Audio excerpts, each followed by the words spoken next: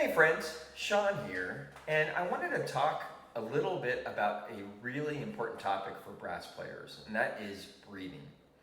And in my experience, I think it's really easy to complicate breathing, and I think it's a really simple thing. We're all really great breathers.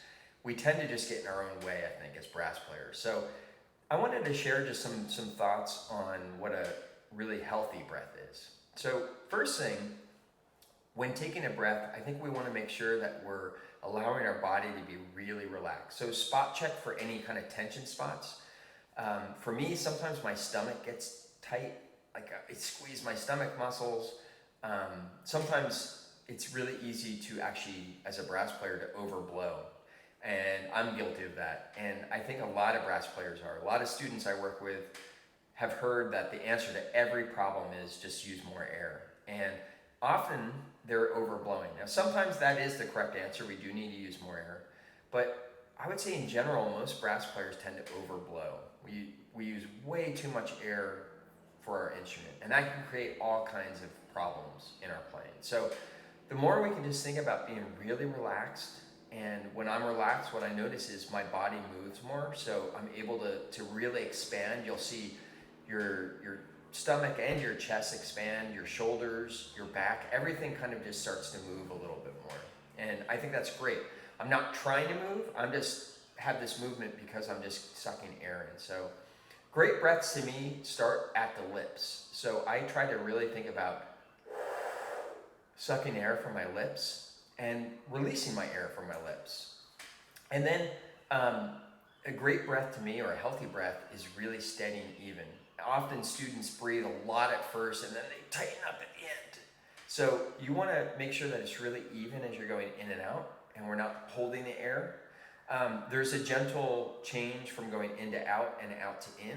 It shouldn't be a really tense event. I think it's just releasing. It's kind of like a pendulum. It's going from in to out. Really, you don't know when it's changing directions. And I think one of the things that I like to do a lot is use a really simple tool. I made this Trombone 101 logo with a bullseye. And what I'll do is I'll hold it up and I'll just get a nice big full breath. And I'll aim at that bullseye and I try to get this paper to move. And I also love to do it with my mouthpiece. So I'll get my mouthpiece and I'll hold this up. And I'll just take a nice big full breath, release my air, and get that paper to move.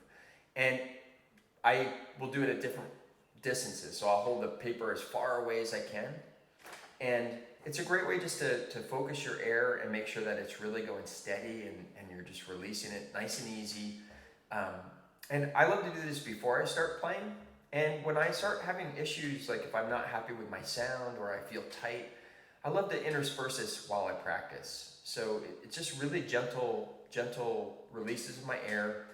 And I'm training myself to get a really relaxed, nice, big, full breath in.